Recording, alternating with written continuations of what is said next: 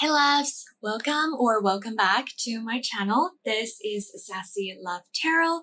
In today's reading, we are aiming to get some clarity from Spirit on your manifestations. So this reading will be for those of you who have been actively trying to manifest something. However, you have been unsuccessful for unknown reasons. So essentially, we are going to find out what are the possible reasons that your manifestations have not come to pass yet? What can you do differently? And what kind of results you can expect once you start to do different things? And last but not least, we'll finish off the reading with some words of encouragement from your spiritual team. So if that all sounded good to you, let's get through to each of your options. Option number 1 here corresponds to the raccoon card along with this piece of clear quartz. Option number 2 here corresponds to the peacock card along with this piece of epidote. Option number 3 here corresponds to the mouse card along with this piece of sodalite. And option number 4 here corresponds to the eagle card along with this piece of citrine. Now, as always, take all the time you need to pick. You can pause the video if you need to. And as always, please do follow your intuition. It will always lead you to the right place. If you do feel drawn to more than one group, it is entirely possible that you might have messages waiting for you across different groups. So again, just follow what feels right to you. Once you have chosen your group or your groups, you can scroll down to the description box, click on the corresponding timestamps, and be fast forwarded to your readings. And this is a timeless pick a card, so whenever you click on this reading, it is meant to find you at that specific moment of time. So with all that being said, let's get right into your readings. Hey loves, if you have chosen the raccoon card along with this piece of clear quartz, then this is going to be the reading for you today. Welcome.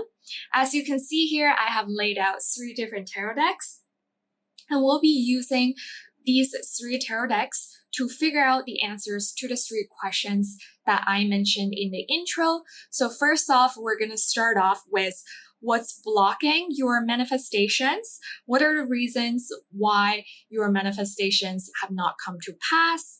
And then what you can do differently to change the energies. And last but not least, what kind of results you can expect once you have implemented the changes. But before we get into the questions, I did want to read to you the passage about the raccoon card from the guidebook. As some of you might know, if you have been watching my channel for a while, well, first off, thank you. But basically, most of the time I do read oracle decks intuitively, and I have given my own interpretations of the raccoon card before on my other readings. But today I really felt called to take out the guidebook and read from the guidebook. So perhaps there are some specific messages in the guidebooks for those of you who are watching. Now let's get right into it. So the raccoon card is on page 68 and 69. Those might be significant numbers for you all who are watching. And here is the guidebook. Let's see. Raccoon, this is earth energy. We have talented, shadowy, in hiding.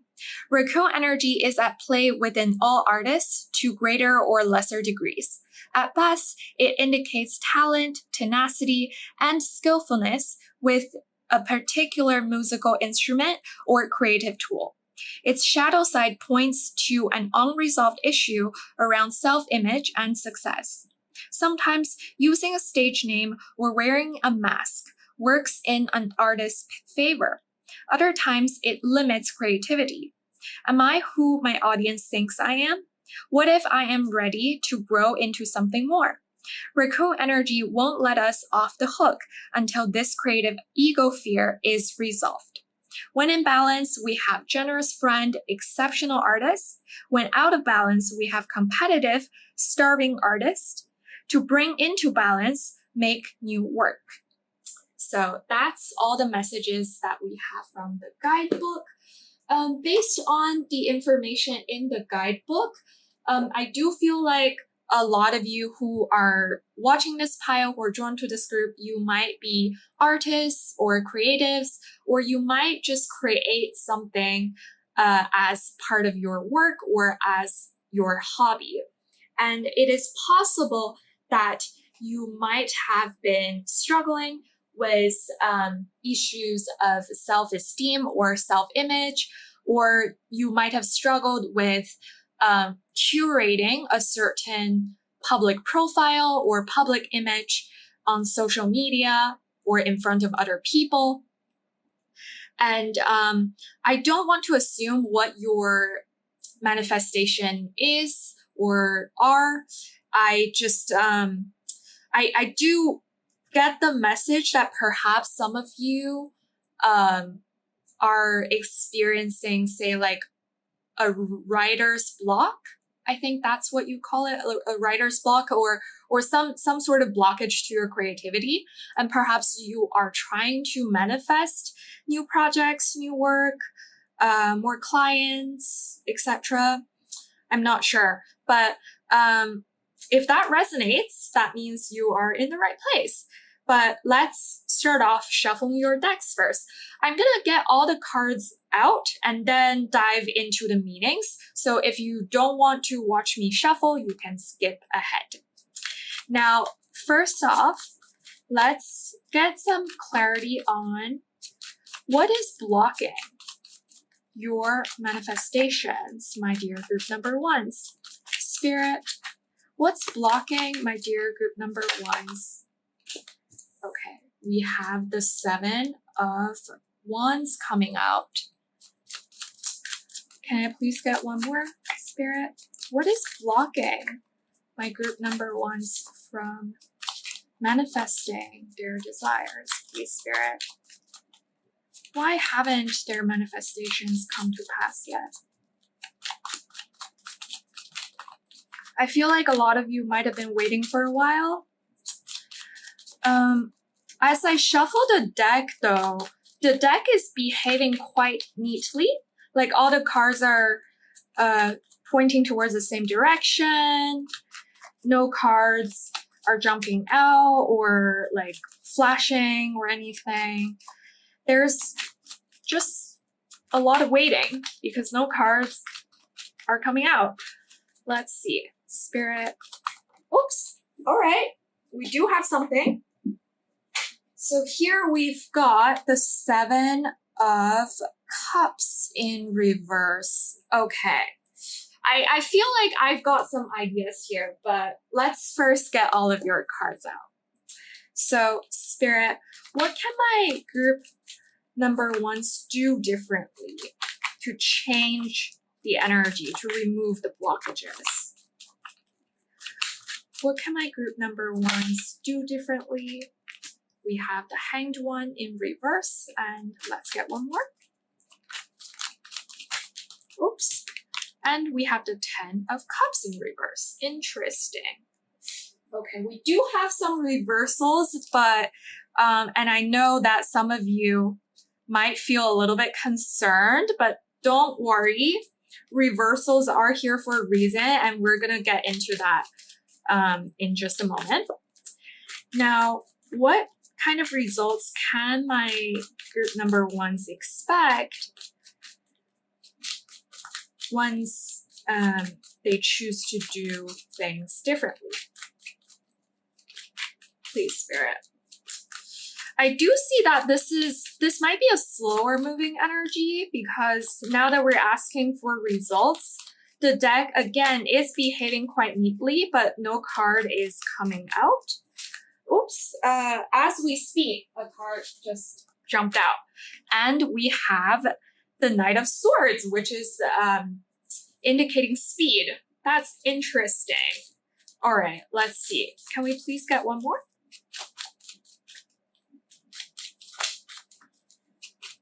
Spirit, can we please get one more?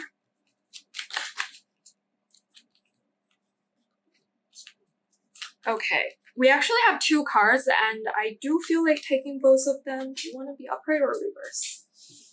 Okay, we have these 2. Okay, let's see. We've got the Page of Swords. Okay, we have the Knight of Swords, we have the Page of Swords, and we have the 6 of Pentacles. Beautiful. All right, now that we've got all of your cards laid out, let's get right into the meanings of the cards. First off, let's talk about your blockages. I definitely see that whatever you're trying to manifest here, you might feel a little bit overwhelmed. With this 7 of Wands energy, I see that you are really fighting kind of an uphill battle, or actually scratch that. I feel like it would be more fitting to say that some of you might have entered a plateau. Perhaps previously you were working your ways uphill, and then you reached a plateau, and now you're trying to manifest something new. Now you're trying to like move on to the next stage or move on to the next big thing.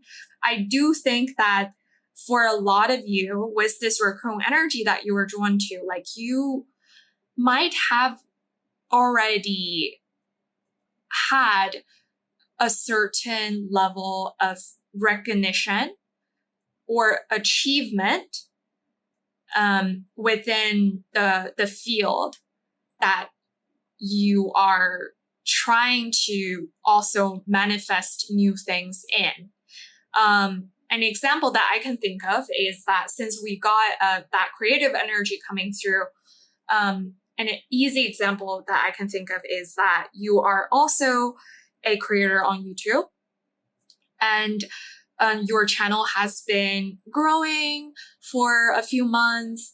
You've got to say like, I don't know, what's like a good, I guess, because like popularity means different things for different people. So essentially you might have gotten to a stage where you're pretty happy with your number of subscribers. You're like, oh, like I worked really hard to get the number of subscribers and the number of views that I have.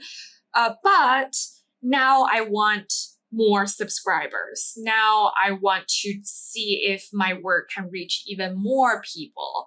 Or maybe now you're like, oh, on top of YouTube, I want to expand into a different social media platform. Maybe I want to start making TikTok videos. I want to curate a public profile on Instagram, or do a Patreon, something like that. But because you have a lot of moving pieces, and because you've already accumulated some success, you might feel even a little bit more burdened as you move forward, because now you carry a certain amount of baggage. It's like, I need to maintain my image as a creator. I need to maintain my image as an artist.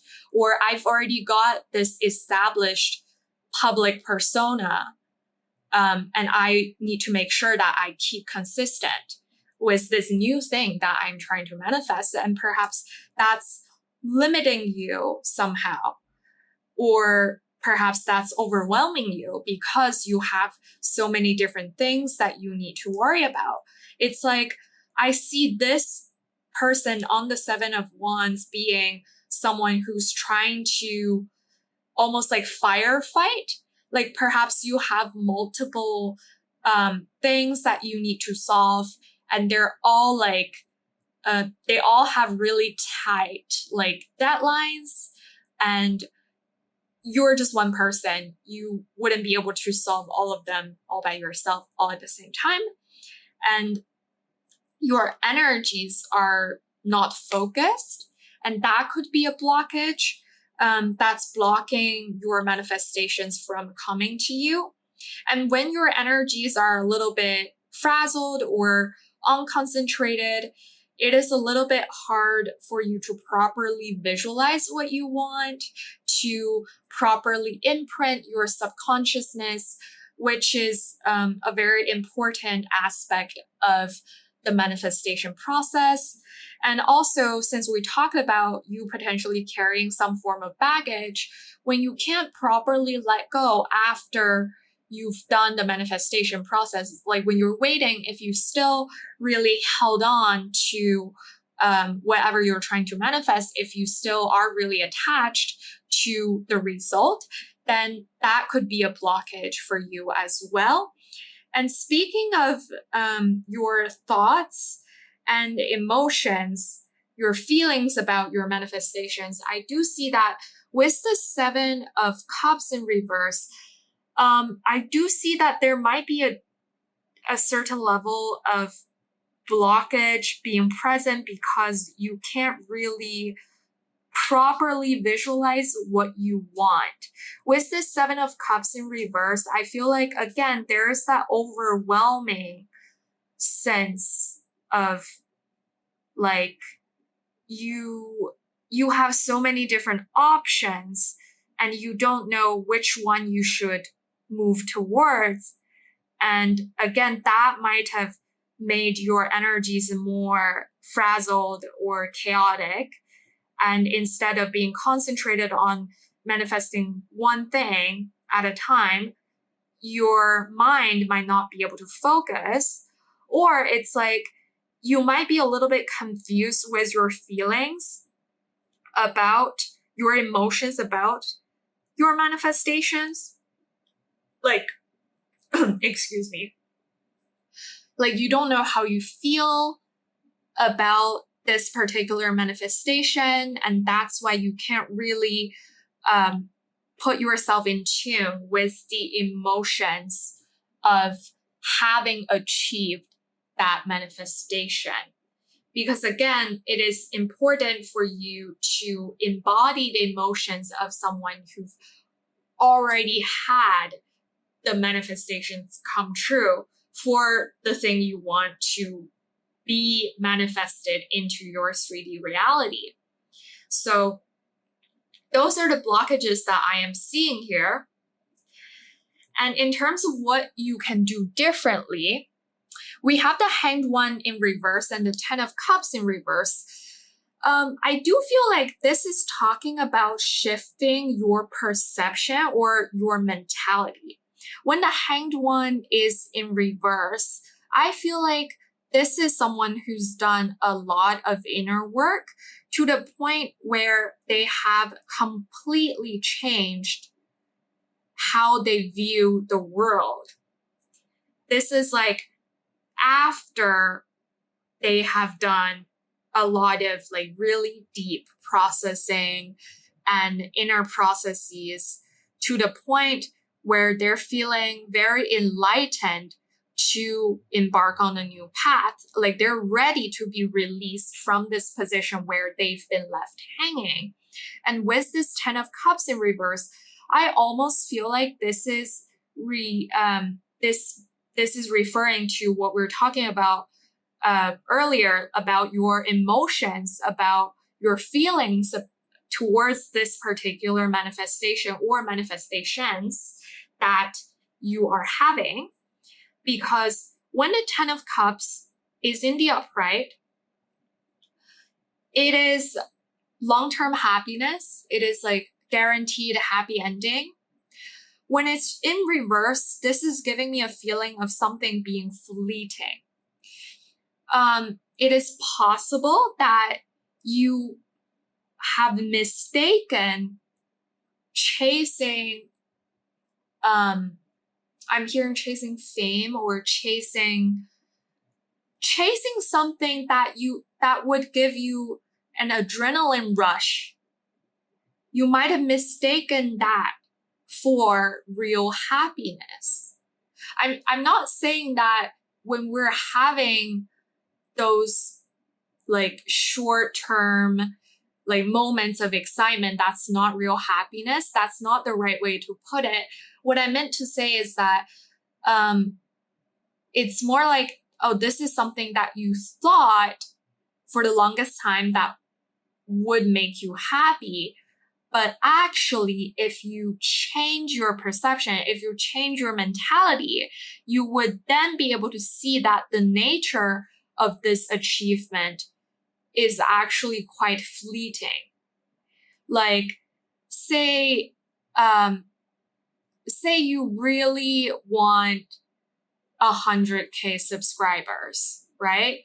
And maybe you thought that, oh, once I've achieved 100K subscribers, I'm going to be on top of the world. I'm going to be so incredibly happy.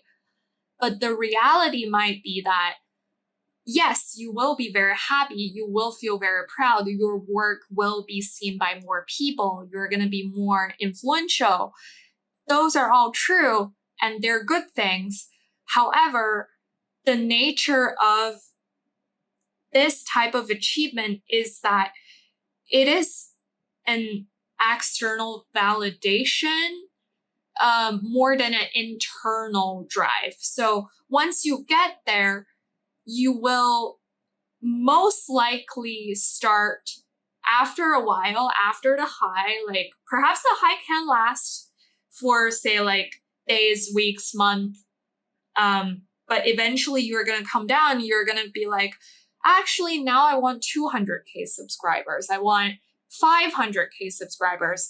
Like, you get the idea, right? So I do think most of us have experienced the feeling of, oh, like, as soon as I get that thing that I really want, I'm going to be so happy. And there's nothing else I want more in the world. But once you get there, you're like, oh, okay, now I've achieved this thing. What's the next thing? So I do think this 10 of Cups in reverse is reminding you that you probably want to have a more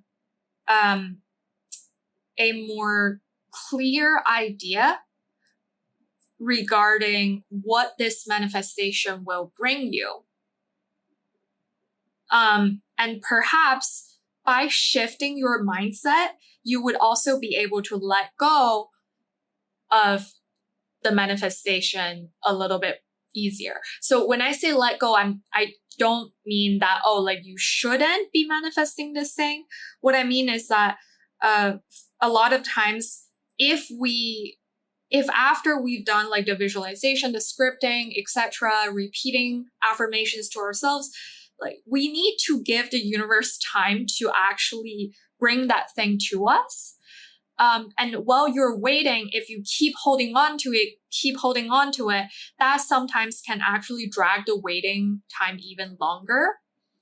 Because intrinsically, when you keep reminding yourselves that your manifestation is not here, you're also signaling to the universe that there is like resistance. Like you're affirming to the universe that, yes, I'm still waiting. Yes, I'm still waiting. And sometimes that's not the best energy to be in when you're waiting. And essentially, I do think a lot of different schools of thoughts regarding manifestations, they do ask that after your visualization, etc., like you drop the manifestation and you carry on with other aspects of your life and then wait until it happens naturally. So those are the things that I can see that you could potentially do differently. And now coming to what results you can expect, I do think that the thing that you are trying to manifest will come after a period of patiently waiting. Because again, when I was trying to shuffle the cards for these potential results, it was taking a minute for the cards to come out. But once they started coming, they came pretty fast. And we do have the Knight of Swords and the Page of Swords, and both of these cards, Swords cards, they are air energy. And air energy is pretty fast moving.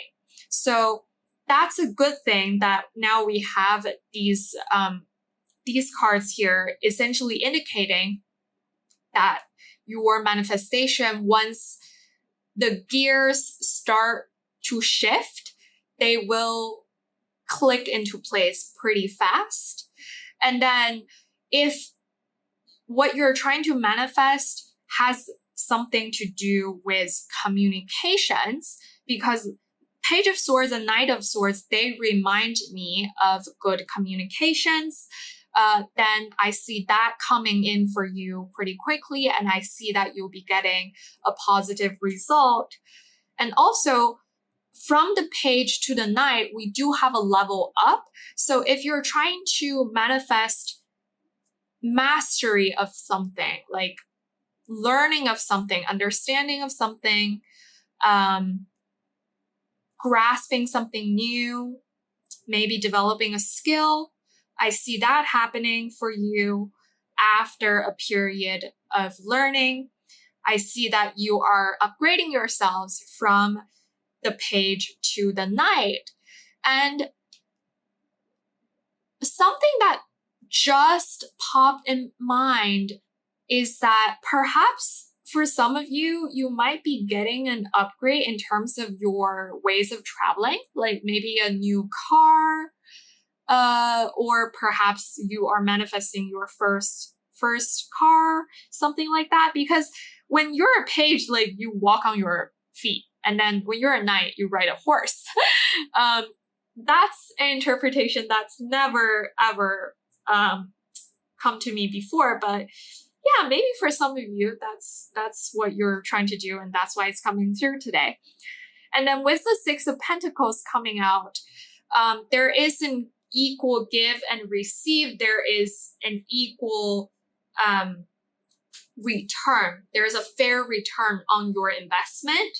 So again, a very positive indication in terms of your manifestations. If you are trying to manifest material abundance, I do see that coming for you.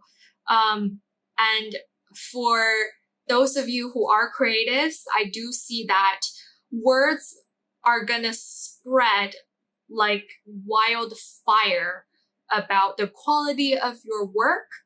Perhaps you are getting really good word of mouth. People will be talking about you positively, and that's going to attract more attention, more business, more income for you.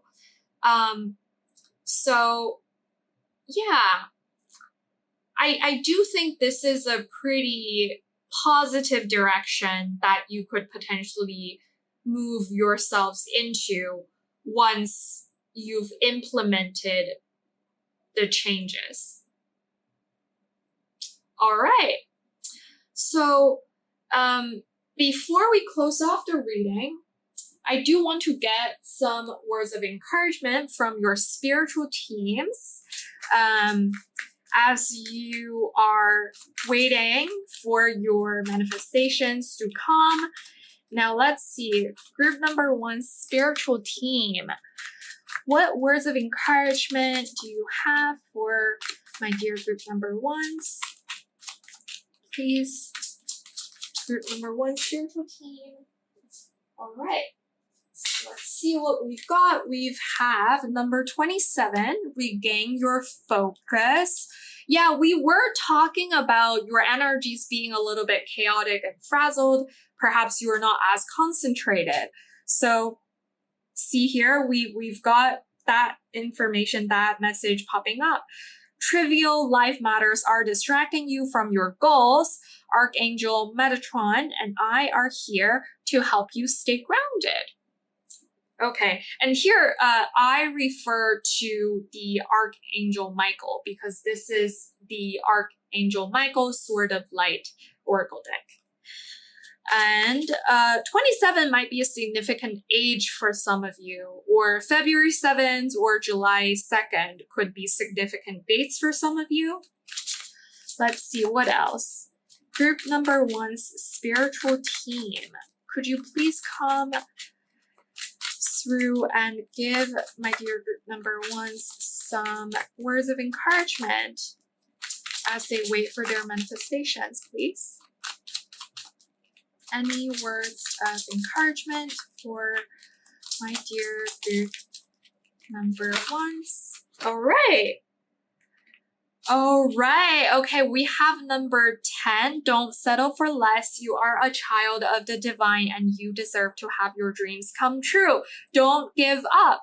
Yeah, exactly. I was talking about not letting go of your manifestations, right? Just let go of the attachment to the results. So here we do have the confirmation that what you are trying to manifest is aligned for you. Your dreams deserve to come true. And that's a really beautiful encouragement that we have here. I love that. All right, let's get one more, please. Group number 1's spiritual team. Okay, yeah. Here we have number 20. No, it is not yet time. This is not the divine right time to take action. Please be patient. The opportune moment is approaching. Yeah, again, as I was shuffling, I was feeling this, and now we have the confirmation again from your spiritual team. It is not yet time. So I do think that you are being asked to be patient with what you're trying to manifest and trust that the results will be positive. Trust that your dreams will come true for all of you, my dear group number 1s. All right, so I believe those are all the messages that I have for you today, my dear group number 1s. Thank you so much for being here, for watching the video, for listening to the reading, and most importantly, for sharing your energies with me. It has been an incredible honor for me having been able to channel all of these messages for you. And I do hope that this reading turned out to be helpful for you in some way, shape, or form. If it did resonate for you, please don't forget to give me a thumbs up. Subscribe to the channel so that you'll never miss a reading that I upload in the future. I pretty much upload readings every other day, like 3 times a week. And if you do feel comfortable sharing, please do leave your comments down below. I would love to see you commenting. And if you have any particular reading topics that you would love to see more of, please leave your suggestions down below in the comment section as well. I am sending you a lot of love, a lot of well wishes. I wish you the best, the most fantastic life journey. Thank you again, and I hope that I'll catch you very soon in the next reading. Bye-bye! Hey loves, if you have chosen the Peacock card along with this piece of epidote, then this is going to be the reading for you today. Welcome! As you can see here, I have laid out 3 different tarot decks, and we're going to be using these 3 different decks to address the 3 different questions that I mentioned during the intro. So first off, we're going to be finding out what's blocking your manifestations. What are the reasons why your manifestations have not come to pass yet? And then we're going to move on to finding out what you can do differently to move the energies. And last but not least, we'll also be figuring out the potential results that you can expect once you have implemented those changes.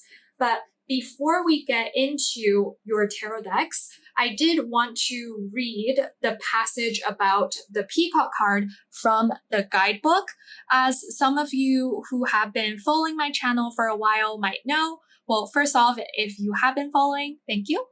I have been reading oracle cards mostly intuitively, and I have given my own interpretations of these cards as well. However, today I felt a really strong urge to read the messages from the guidebook. So I do feel like perhaps there are specific messages that are meant to reach you, my dear audience, and today from the guidebook. So let's get right into it. So for the Peacock card, we have on page 172 and 173. Those numbers might be significant. For some of you, it could be a confirmation. And the Peacock card is air energy. Here we have inner beauty, compassion, a simulator of anything. The beauty of the peacock is unrivaled. It's easy to think it comes from the plumage, But the secret of the peacock is that the beauty resides within and extends outward indefinitely. This adept creature can assimilate or digest all experiences in life, so it does not harbor resentment, conflict, or past pain within its psyche. The peacock type is extremely rare. Not many of us have reached this advanced level of acceptance of the self and others. When in balance, we have confident, kind. When out of balance, we have can't digest situations. And we have to bring into balance meditation unable. Interesting. Okay. So what immediately jumps out at me was that for some of you, you might have been having issues verbalizing your thoughts or communicating with other people, because when I was reading the passage, I felt like reading a tongue twister for some reason. Like it's like my tongue was not moving properly and I had trouble reading the words. So I thought, oh, perhaps this could be some of your energies where if you've been struggling with communication, or public speaking, if some of you resonate with that, I feel like that's, again, a very specific message, but it did come through, so I wanted to mention it. And now let's get started with shuffling your decks. I'm going to get all the cards out before I start interpreting the cards. So if you do want to fast forward, feel free to go ahead. Oh, and another thing, with the crystal that you were drawn to as you were picking your group, the epidote is a stone for manifestation. I did not know this until I got this crystal. It came as part of a crystal package that I purchased, and I was looking up this particular crystal because I've never encountered this type of crystal before, and I realized that it is a manifestation stone. It is said to attract good luck. So that is a very interesting stone that you all were drawn to as well. Now let's see. For my dear group number 2, Spirit, what's blocking their manifestations from coming through? Why haven't their manifestations come to pass? Please, Spirit, can we have some clarity for my dear group number 2s, please? All right. Okay, we have 3 of Cups coming out in the reverse, and I'm hearing round crowds. For some of you, maybe you are currently being surrounded by people who no longer serve your highest and best good. Let's find out more before we dive in. Can we please get some more information on this, please, Spirit? What's blocking my dear group number 2's manifestations from coming through? All right, and we have the 8 of Pentacles in reverse. Okay, I've got some ideas now, but let's get all the cards out first. So what can my dear group number 2s do differently to shift this energy? Please, Spirit. Oops. Okay, we have Judgment in reverse. I do feel like for a lot of you, this might pertain to a lesson from something you've experienced in the past. Because when we were reading the guidebook, a message that really stood out was about digesting the past and assimilating. Let's see. Can we get some more clarity here, please, Spirit? What can my dear group number 2s do differently to shift this energy? What can my... Ooh! We've got two cards coming out together. Do you want to be upright or reverse, please? And here we have the Wheel of Fortune and the High Priestess. Oh dear, wow. You've got three major arcana here. All right, some significant shift for sure. Now let's find out. So what kind of results can my dear group number twos expect once and if they choose to implement the changes, please, Spirit?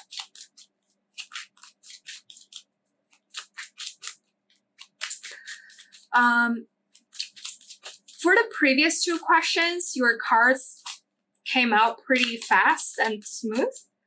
For this question, though, when we're asking for the results, the deck is behaving quite neatly, similar to group number one, but the cards are not coming out. So, and as I was talking, the cards came out, but I do feel like that was probably a message about having patience. And here we do have two cards coming out together. We have the Two of Pentacles in the upright and the Four of Swords in reverse. Very nice. All right, now that we have all your cards laid out, let's get right into it. So I do think there are probably two major reasons why your manifestations are currently being blocked. The first thing is that I was hearing the phrase wrong crowds. Again, that just feels like a tongue twister. Okay. With the Three of Cups here, this reminds me of your closest circle, your friend group, the community that you're engaged in. So it might be possible that, okay, so there are two possible scenarios. One, you're surrounded by people who lower your vibrations, and that might be a harsh message for some of you. So essentially, Spirit is coming through to offer clarity on this by saying that as you learn your lessons, as you heal yourselves, as you do all of these great things for yourselves, you are also slowly pulling away from a previous group that you were pretty close with, but perhaps your vibrations no longer match. And by sticking around with this group, with these people, it is actually holding you back from achieving greater things. And I feel like that might be applicable to some of you if you do resonate with that. For others of you, this could also be talking about you're not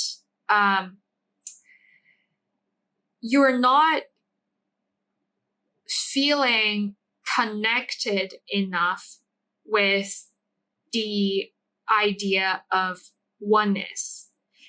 In manifestation, there is this idea of everything's connected, that we're all part of this universal consciousness or awareness.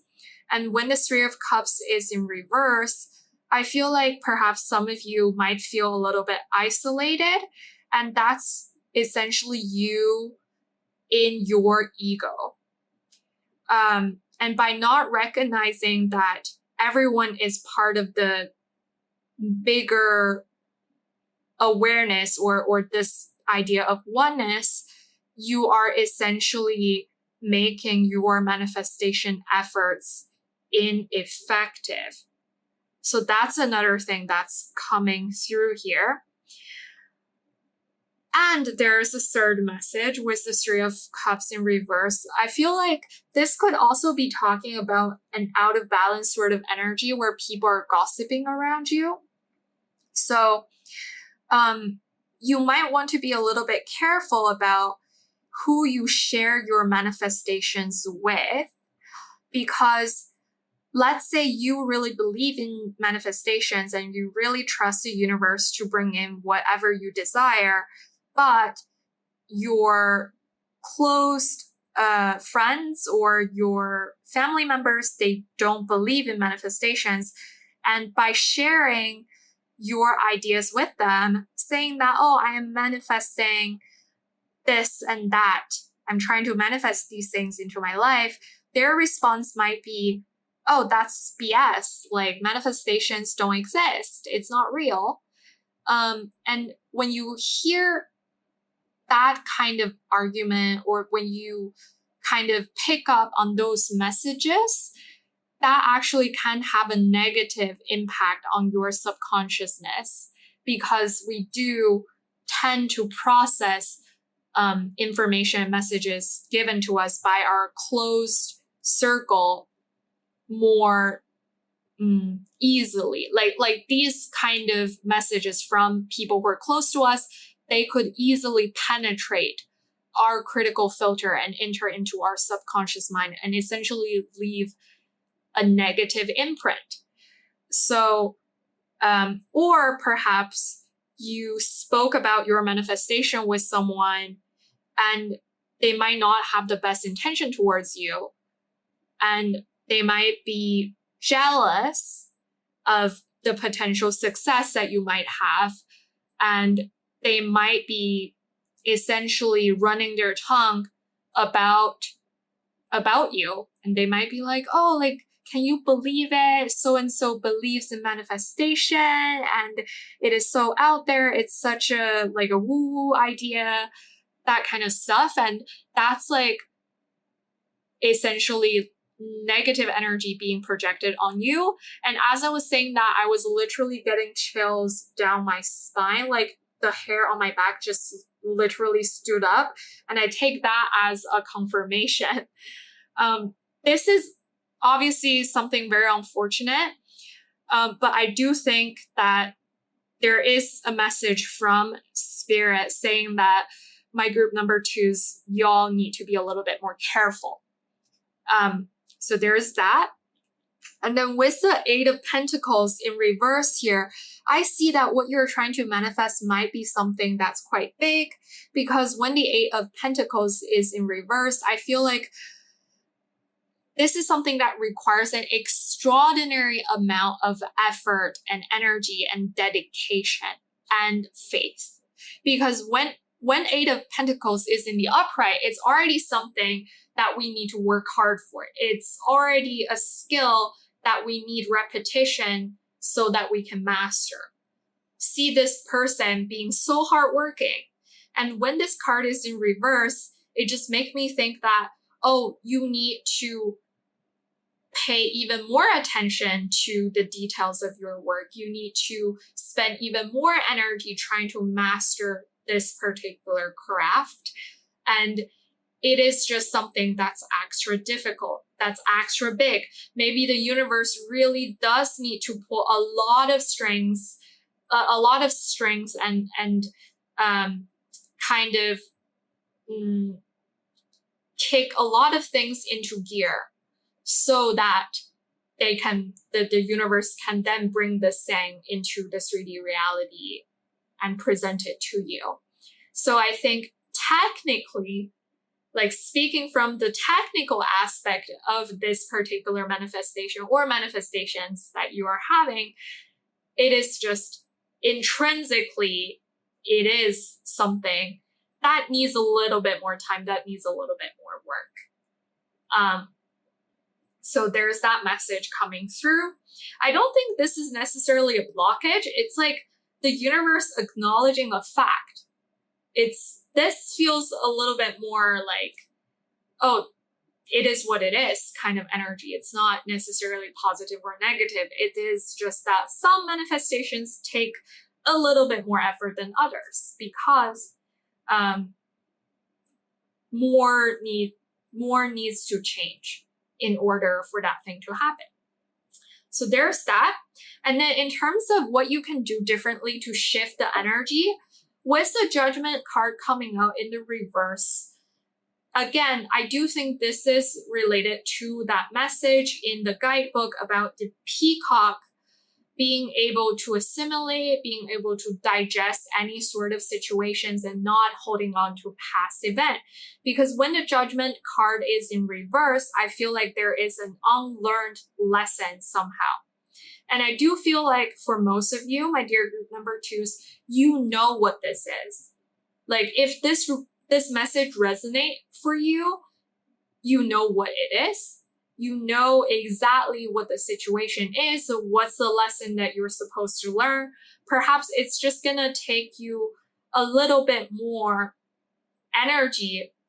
It's gonna take you a little bit more time to fully accept this lesson, to fully integrate the learnings into your daily living. And when I talk about acceptance is not resignation. Some of you might be mistaking resignation for acceptance or forgiveness for acceptance, because sometimes you can feel resigned in a situation and you're like, oh, there's nothing I can change. I have to accept. That's not acceptance. That's you still being frustrated, but you feel hopeless, you still feel stuck, and you're convincing yourselves to accept, and that's not real acceptance.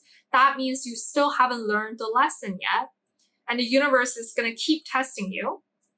And another thing is that sometimes if this situation involves another person, and you think that, oh, I have forgiven that person, I have let it go.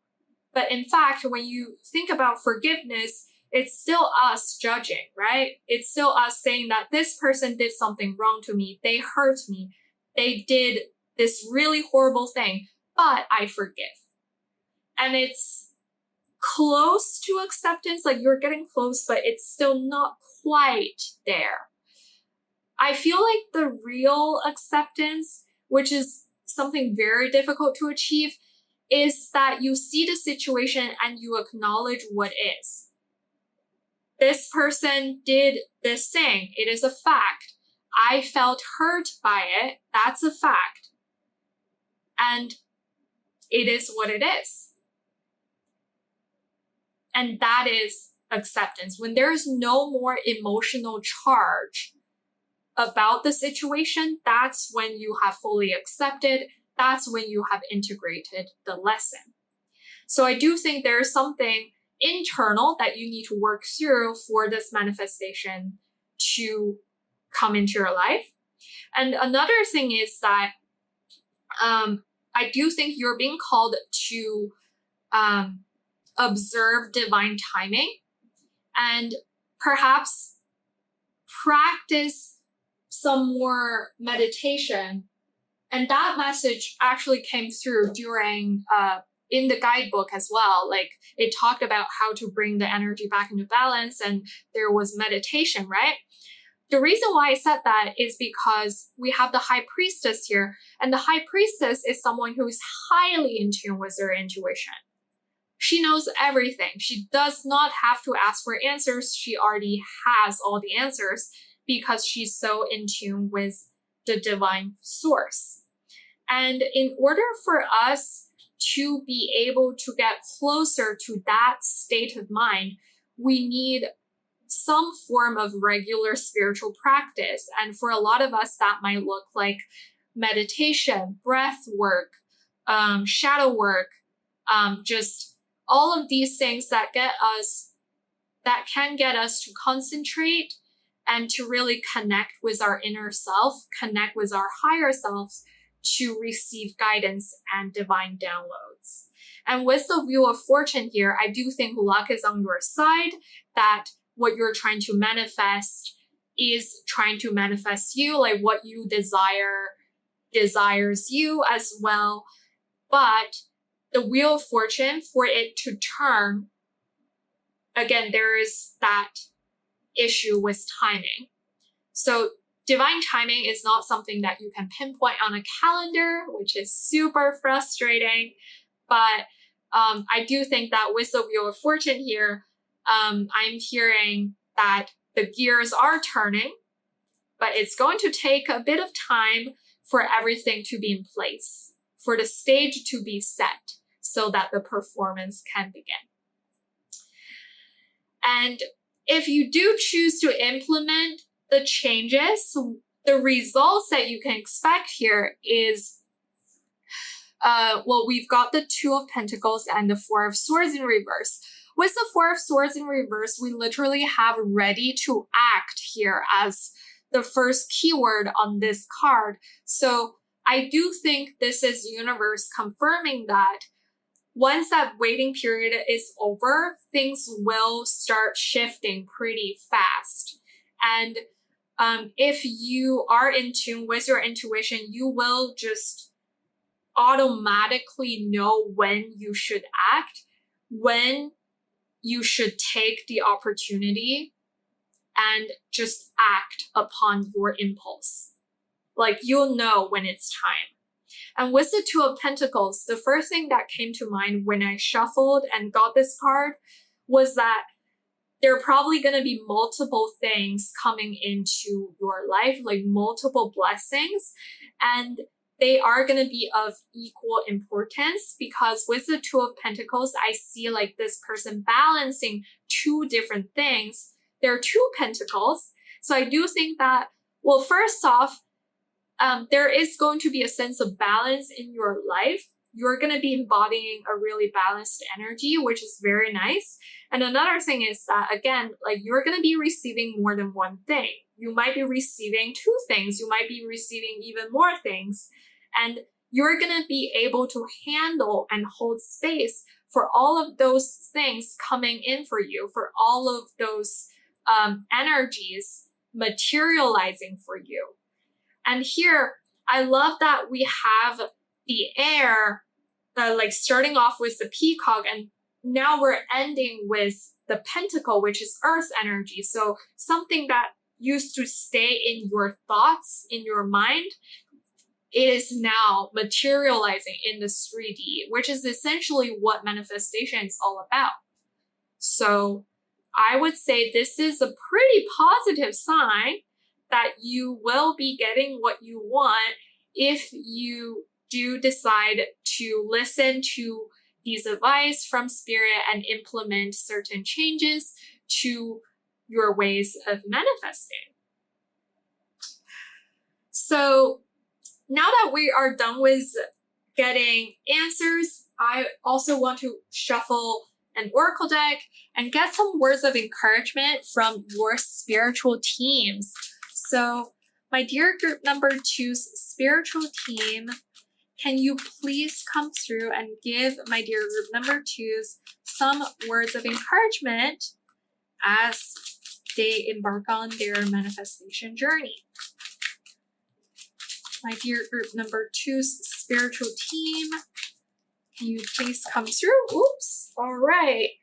We have number 8, deeper insights are at hand. Your overall plan is good, but the details need work. Reflect before moving forward. Okay, so deeper insights.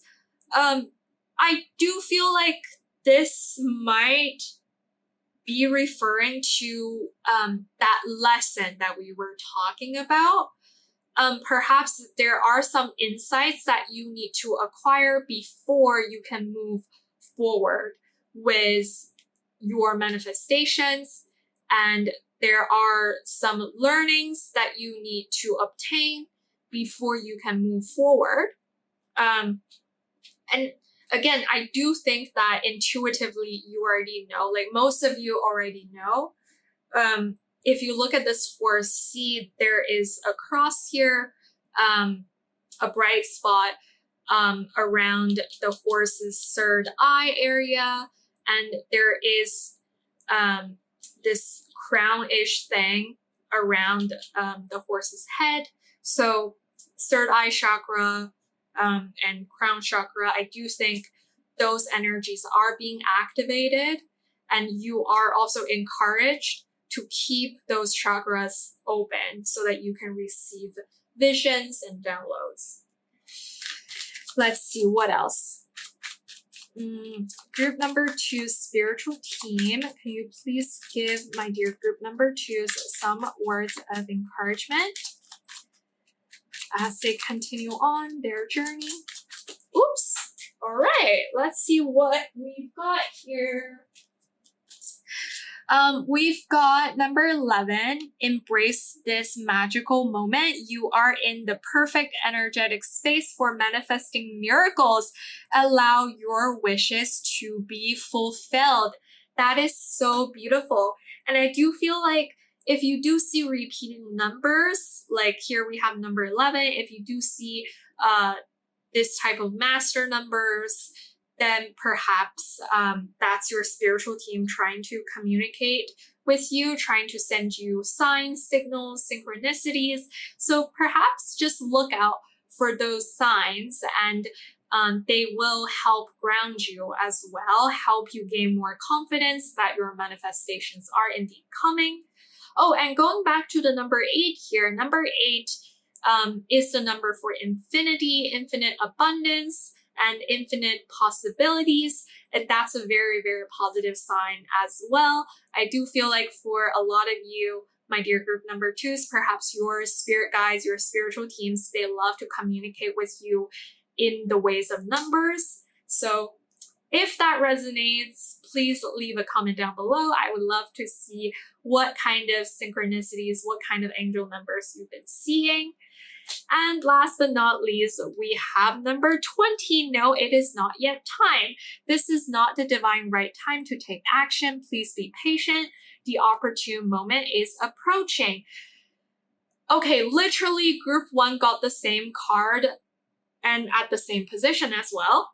Not sure if you were also drawn to group number 1 or if you're coming from group number 1, but again, we were talking about you will know when to act. You will intrinsically know when to act if you keep yourselves aligned with your intuition. And the opportune moment is approaching. So I do think that's a very positive sign, but also there is that message about you waiting for a while longer. And we were talking about the universe needing some more time earlier as well. So I do think this is your spiritual team coming through to confirm that message. Again, like whatever you were trying to manifest, the waiting is always the hardest. At least for me, it is. I don't know about you all. Like for me, I'm a fire baby. I have zero patience. And whenever I try to manifest something, it's like after 24 hours, I'm already like, Spirit, why is it not here yet? And like, sometimes I can feel like, oh, my spiritual team is probably on the other side rolling their eyes. But trust that, know that your spiritual teams, they are infinitely patient with you. Know that they are immensely loving, and they're never gonna give you any sort of mean messages. If something sounds mean, that's not from your spiritual teams. Know that for sure, like 100%, 200%. That's not them if something comes through in a very mean manner. And if you need signs, go ahead and ask. And I'm pretty sure, like I'm 100% sure, your spiritual teams will come through and give you signs. And you can ask them like 10 times, 20 times, 30 times a day, and they will still come through to give you signs because they are your spiritual teams. So, all right, I believe those are all the messages that I have for you today, my dear group number 2s. Thank you so much for being here, for watching the video, for listening to the reading, and most importantly, for sharing your energies with me. It has been an incredible honor for me having been able to channel all of these messages for you, and I do hope that this reading turned out to be helpful for you in some way, shape, or form. If it did resonate for you, please don't forget to leave me a thumbs up, subscribe to my channel so that you'll never miss a reading that I upload in the future. I do upload pretty frequently, like every other day. And if you do feel comfortable sharing, please, please, please leave a comment down below. I would love to see your comments. And if you have any particular reading topics that you would love to see more of, please leave your suggestions down below in the comment section as well. I am sending you a lot of love, a lot of well wishes, and I wish you the best, the most fantastic life journey. As always, thank you again, and I hope to catch you again very, very soon in the next reading. Bye-bye! Hey loves! If you have chosen the mouse card along with this piece of sodalite, then this is going to be the reading for you. Welcome! Now, as you can see here, I have laid out 3 different tarot decks, and we're going to be using these 3 tarot decks to find the answers to the 3 questions that I mentioned in the intro. So first off, we're going to start off with what's blocking your manifestations currently. What are the reasons why your manifestations have not come to pass yet? And then we're going to move on to find out what you can do differently to shift the energy. And last but not least, we'll be finding out what kind of results you can expect once you have implemented those changes. But before we get on with these questions, I did want to read the passage about the mouse card from the guidebook. Now, as some of you might have already known, if you have been following this channel and seen my other readings, well, first off, thank you. But basically, I have been reading oracle cards mostly intuitively, and I usually do not really follow the guidebooks. But today, I felt a really strong urge to read the passage from the guidebooks about the cards that y'all were drawn to for different groups. So I do feel like perhaps there are some specific messages from the guidebook that are meant to reach you. So with that being said, let's get right into the guidebook. The mouse card and the explanations are on page 64 and 65. So those numbers might be significant and they might be confirmations for some of you. And let me make sure you can see this clearly. Okay, I think you can. So here we have mouse, earth energy, detail-oriented, small-minded, nitpicky, nervous. The mouse has an innate desire to tend to the details. It often spends its days fixing, preparing, organizing, and scrutinizing. Unfortunately, a mouse personality doesn't notice when they've gone too far. Soon they begin to have a limited and fearful vision of life and try to control every detail.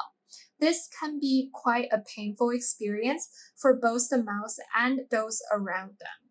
When mouse energy is at play, step back for a moment. It may be time to find a more purposeful project to delve into, one that's worthy of your exacting eye. When in balance, we have organized, resourceful, prepared. When out of balance, we have busy with no purpose. To bring into balance, we have a meaningful project. Interesting. Okay, well, so with that, the first thing that really jumped out at me was that perhaps some of you are really doubting your abilities to manifest bigger and better things, and you're essentially limiting your potential and keeping yourself small with the message about being small-minded, and that you should try to find a more purposeful project that's worthy of your exacting eye. But let's find out more with your tarot. So I'm just gonna get all the cards out before I start delving into all the meanings. So if you do want to skip forward, please feel free to do that. But let's start shuffling. So for my dear group number 3s, what's blocking their manifestations? Please, Spirit. Why haven't their manifestations come to pass yet? What's blocking their manifestations? Again, I feel like this might be a general energy that's just being present throughout different groups. But again, your deck is behaving quite neatly, but the cards are not jumping out. It's taking a minute for me to shuffle. I do think there is a message about having patience. So let's see. Oops. Okay. Speaking of patience, we got two cards jumping out. First off, we have the Knight of Swords. And then we have, let's see if this card, okay, this card wants to be reversed. So we have the Ace of Wands in reverse. Let me make sure they're both in frame. And yes, they are. All right. And then let's find out what you can do differently. So Spirit, what can my dear group number 3s do differently to shift the energy? Please, Spirit. What can my group number 2s do differently to shift? Okay, so we have the 3 of Pentacles coming out.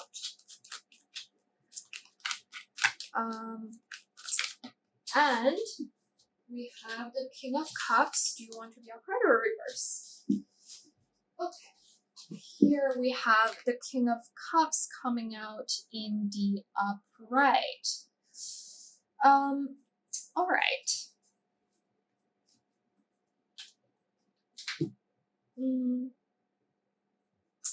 And then let's get on with the third deck to see what kind of results can my dear group number 3s expect. What can my group number 3s expect if they choose to implement these changes, if they do things differently? What results can they expect, please, Spirit? Again, the card is behaving quite neatly, but no cards are showing up yet. So, yeah, patience is needed. And that's a really consistent message throughout all your groups. So let's see if this card wants to be, okay, this card wants to be upright. We have the Hierophant. And then let's get one more, please, Spirit. What can my dear group number 3s expect in terms of the results if they choose to do things differently? Oh, we have two cards jumping out together. Here we have the Devil along with the 8 of Pentacles. Okay. Again, let me just make sure everything is properly in frame. Sorry about the glare, but okay. All right, now let's dive in. So, first off, what is blocking your manifestation? With the Knight of Swords here, I feel like for a lot of you, you might not have really thought through about what it is that you're manifesting, like what your end goal is. Or for those of you who do feel like you have a clear end goal, perhaps you didn't properly think through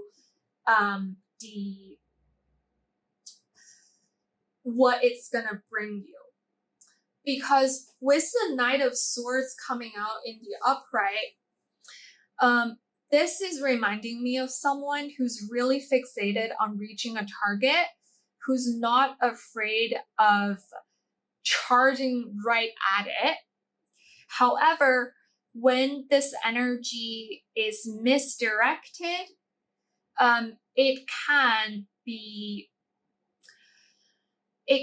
a little bit almost pointless. I don't necessarily like that word, but it's almost like this Knight of Swords is just mindlessly charging forward without clearly identifying the target or knowing what it will bring to, without properly knowing what the result would bring to them, if that makes sense. And there is that hastiness, that rush. So it's almost like someone rushing into something, someone rushing to commit to something before they got to understand the full picture. before they fully understand what it entails. So for example, you really want let's say you're trying to manifest a job at a consulting firm. That's just the first thing that came through. And you have seen an influencer who posted online about their life as a consultant. And from what you've seen, you really like it. And you're like, okay, I think that's a really cool job. I want to do that. So let me focus all my energies and attention and time on manifesting this job at the consulting firm. However, with the Ace of Wands coming out in reverse here, I do feel like this passion, this drive might be a little bit misinformed or misdirected. Let's say like perhaps the information you received about this manifestation has been a little bit misleading. So it's like the only source of information that you got was watching videos of the influencer who posted about their life as a consultant. You have never really spoken to a person who works as a consultant in real life. You don't really know that much about this firm that you're applying for. And you just assumed that this job is going to bring you satisfaction and happiness and fulfillment. And you are charging forward, you're charging towards it like this Knight of Swords towards their target. But with the Ace of Wands in reverse, I feel like this might not be the greatest idea for you. Because it could be a little bit biased. I'm not saying that this manifestation is not right for you. I'm just saying that perhaps you would benefit from understanding more about what it actually is before you dedicate your time and energy to trying so hard to manifest this thing. And another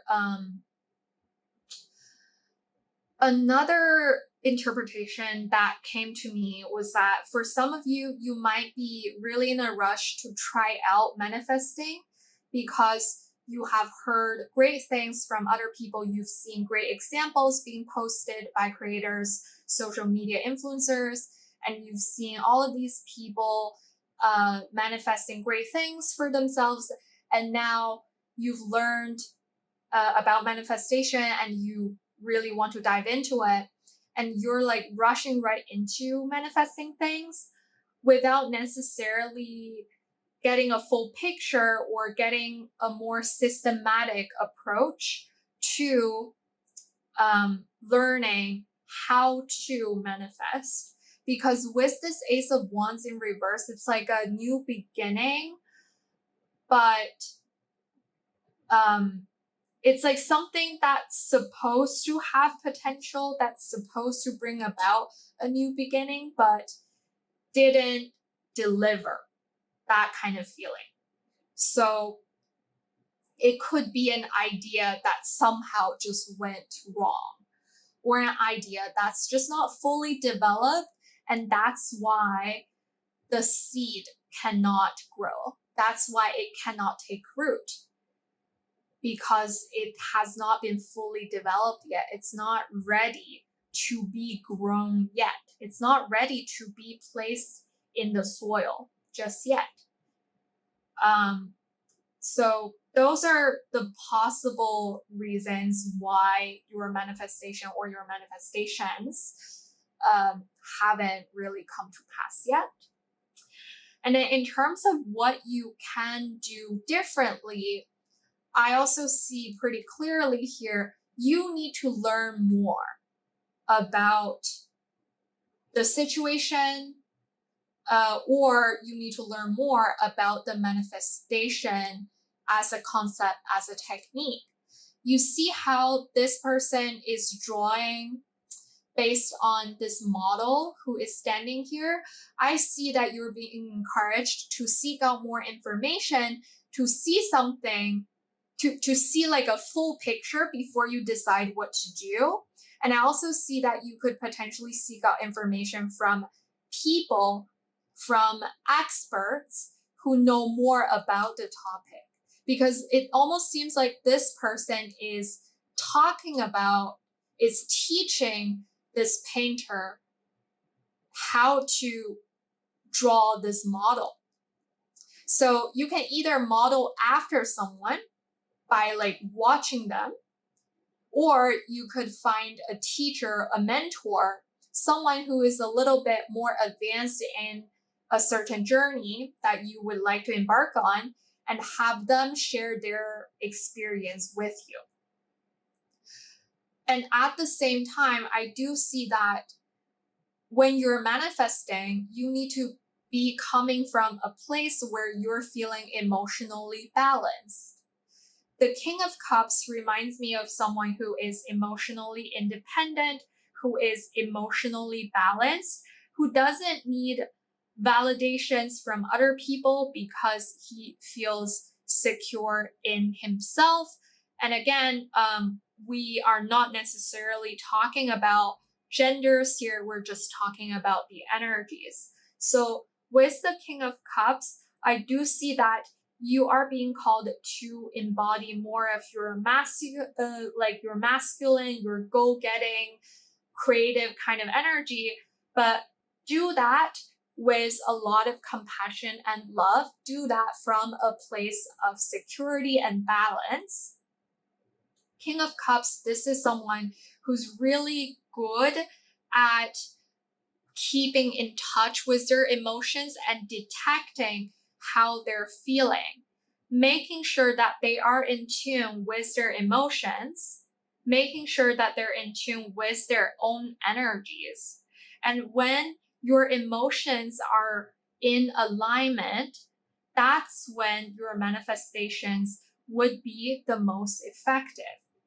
If emotionally you are not in a good place, if you're feeling really bad about yourselves, if you're feeling really bad about a situation in your life, if you're feeling really desperate about manifesting something, then it is actually pretty hard for that thing to come through, because your energy is not in alignment and there's going to be a lot of resistance. And I do feel like a lot of times as human beings, when we want to manifest the most is when we're the most desperate, like when we're really stuck in a place, when we're really hopeless. But contradictively speaking, it's like for your manifestations to really flow, you actually need to be in flow. You actually need to be like in at least like a neutral place. You don't have to be feeling on top of the world, but you do need to kind of make sure you are at least somewhat neutral about the situation. Like if you're feeling a lot of desperation, if you're feeling a lot of despair, it is actually quite hard to bring manifestations about. So those are the things that I see that you could potentially do differently to shift this current energy. And ultimately, if you do implement these changes, the results you can expect here, we do have the Hierophant, the Devil, and the Eight of Pentacles. So I feel like for a lot of you, this manifestation might be about some sort of a career move, or abundance, because it's like the Hierophant reminds me of like big corporations, organizations, some form of institution, and where there is a structure. And then with the Devil card here, it's like it is related to Capricorn, and Capricorns usually would remind me of that energy of being super career oriented and achievement driven. So with the Eight of Pentacles being here as well, I do see that if you're trying to learn something, you are going to eventually get the hang of it, because the Eight of Pentacles is about work in progress, is about mastering skills, mastering a certain craft. Oh, you know what? I almost feel like for a lot of you, this result is about manifesting as an idea itself. It's almost like, because the Hierophant can talk about certain belief systems, and manifestation, I think it is a belief system that some of us choose to subscribe to, right? Some of us believe in manifestations, others don't. It is a belief system.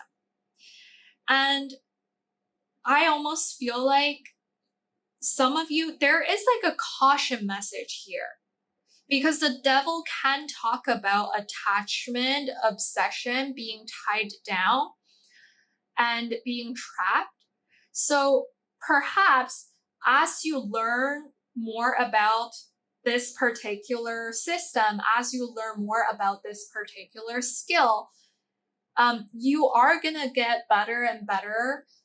But at the same time, you might get so dependent on it, you might get super fixated on doing everything based on this particular belief. And ultimately, that might not serve your highest and best good. And I do feel like this is a message that needs to be heard by some of you. For others of you, if this is talking about a situation, an object, something, someone that you are trying to manifest, I do see that something being formalized. It could look like a connection being like getting into like a commitment in a connection, or say like getting a job at a firm. Like there's some sort of process, there's some sort of commitment involved. But the downside of that is that you might, once you get there, you might actually feel a little bit tied down. You might actually feel a little bit restricted by the rules and policies that you need to adhere to. With this Devil card coming out underneath the Hierophant, I really do think that it could be emphasizing on kind of the shadowy side of certain social structures, certain institutions. So this is for sure a caution message. Don't lose yourself in the work that you do with this Eight of Pentacles. Like, I understand that you might be very result driven, you might be very achievement driven, but as you are trying to master whatever this is, don't lose your authentic self. Make sure that you keep in touch with your emotions, with your intuition, and if your gut feeling tells you to get out of a situation, then it's time for you to get out. Trust your intuition, it will always lead you to the right place. And sometimes we do tend to get a little bit caught up with our ego, and the Devil can definitely talk about that shadowy side of our ego self. So those are the things that you can expect if you are going to implement the changes that we talked about. And now that we're done with getting these messages, I did want to shuffle one more oracle deck to see if your spiritual teams can come through with some words of encouragement for you, my dear group number threes, as you go through this journey. Now let's get into it. So my dear group number threes, spiritual teams, please can you come through and give my dear group number threes some words of encouragement on this particular journey that they're on. Please, my dear group number threes, spiritual teams, can you please come through to give my dear group number threes some words of encouragement? All right. Okay, so we have number 8 with deeper insights are at hand. Your overall plan is good, but the details need work, reflect before moving forward. Okay, this card actually came out for group number 2 as well, but the energies feel quite different. For group number 2, I felt like it was talking about a lesson that they needed to learn from a past experience. Whereas for your group, I do feel like this is talking about what we were referring to earlier about you not getting a full picture of something before diving right in. So again, the details need work. You might want to know a little bit more details before you decide on what you want to do moving forward. So there is that. And then the number 8 is a number of infinite possibility, of infinite abundance. So I do think that a lot of you might be trying to manifest those things for yourselves. And here is a positive sign for you. And let's see what else. So my dear group number 3's spiritual teams, can you please come through to give group number 3's some words of encouragement? All right, here we have number 21. Open up to your spiritual gifts. Remember that your true nature is spiritual, not physical. The angels are sending you messages to guide your soul's growth. Okay, so this is kind of reaffirming the messages coming through with the King of Cups. As I was saying, the King of Cups would be someone who's incredibly in tune with their inner self, with their emotions. And when you are in tune with yourselves, that's when you get more capacity to open up and receive spiritual guidance. A lot of times our mind can get really loud to the point where we can't really receive any messages from the source. And here, with this person closing their eyes, I see that you are being encouraged to quiet down your mind, to get more into your emotional body, get more into your energy body, and really, really get in touch with your gut feelings. And we were talking about this earlier with this devil card as well. Like, if your gut feeling tells you to get out of a situation, don't get trapped. It is time for you to move forward. So there's that too. Let's see what else. Can we please get one more? All right, so we have number 12, embrace your life purpose. I am guiding you toward your divine life purpose. Whatever makes your heart joyful is what you're meant to be doing. That is a really, really beautiful energy.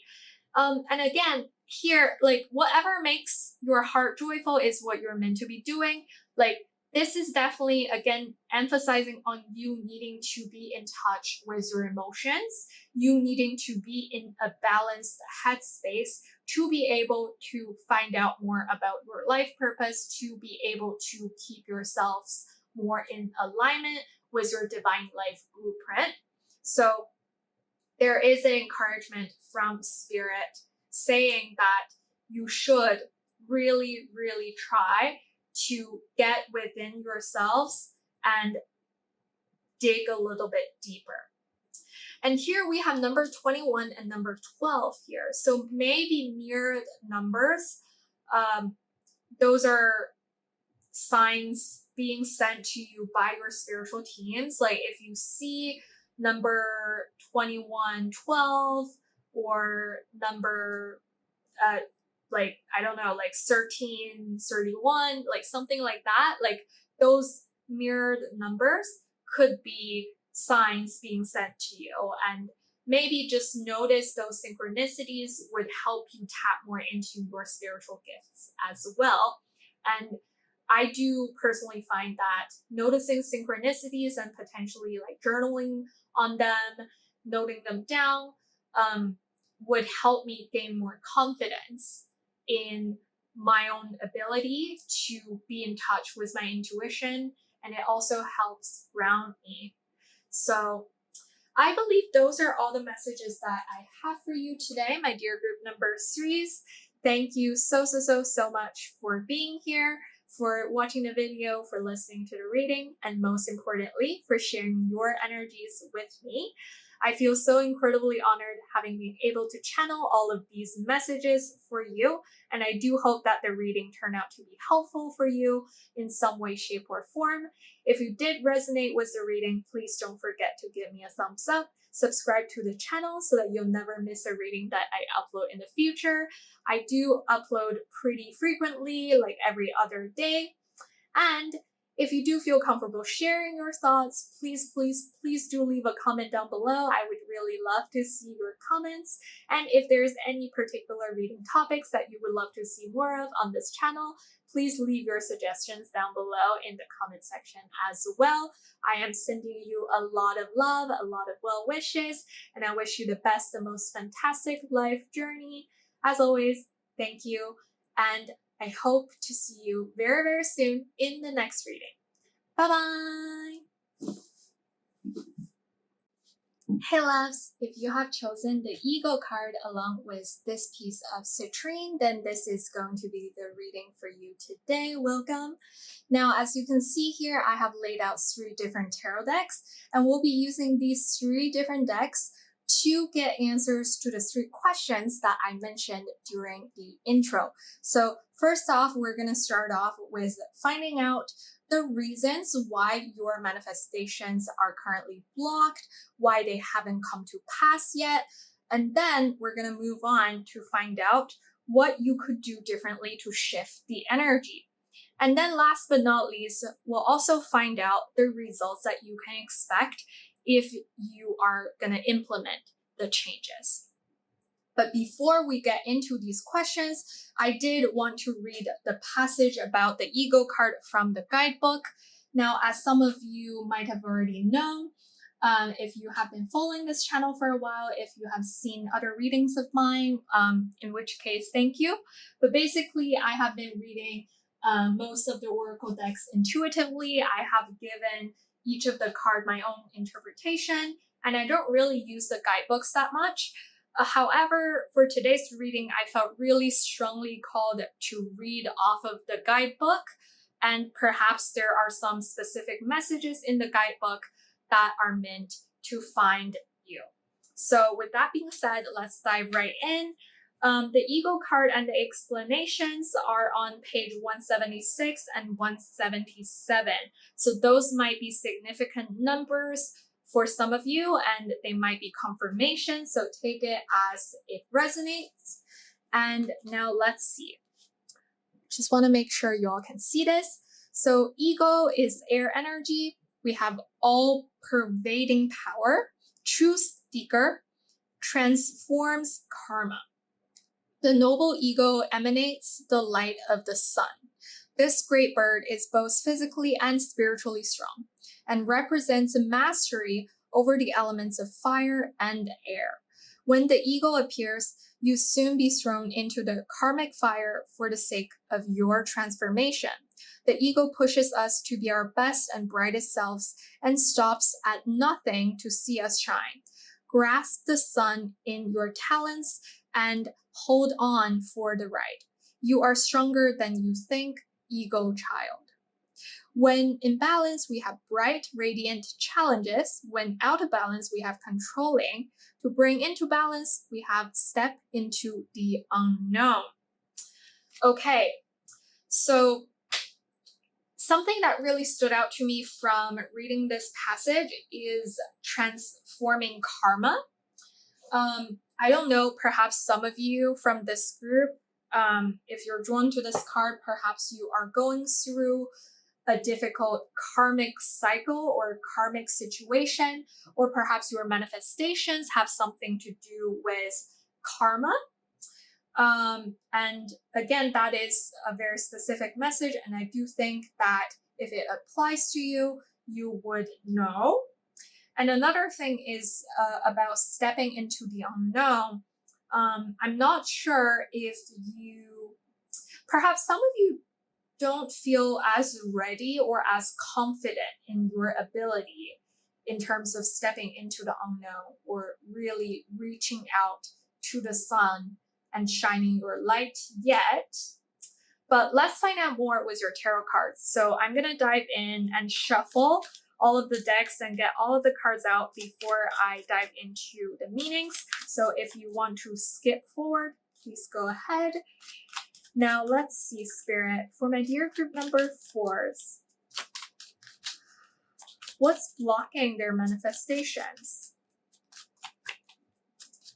Why haven't their manifestations come to pass yet? We have the Tower. Wow, powerful energy that we're starting off with.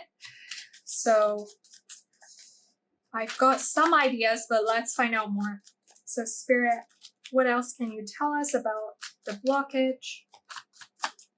What can you tell us about the blockage to my dear group number 4's manifestations?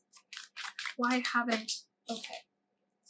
We have the Chariot in reverse, and I did feel like this card wanted to come out together, so I'm going to take this as well. And we have the Hierophant in reverse. Really, really powerful energies that we're starting off with here. I mean, the Eagle card itself, with this imagery, with the sun being so radiant and the citrine crystal that you all were drawn to, I already feel like my group number 4s, you are a really powerful group. There is a lot of intrinsic drive, and we are definitely starting off with some really, really strong energies here. But let's get all your cards out, and then I'm gonna dive in. So let's see. Also, let me make sure the cards are in frame so that you can see them. All right. Okay, so what can my dear group number 4s do differently to shift this energy? What can I do to shift, please, Spirit? What can my dear group? Oh, wow, okay. So we have the 7 of Wands coming out.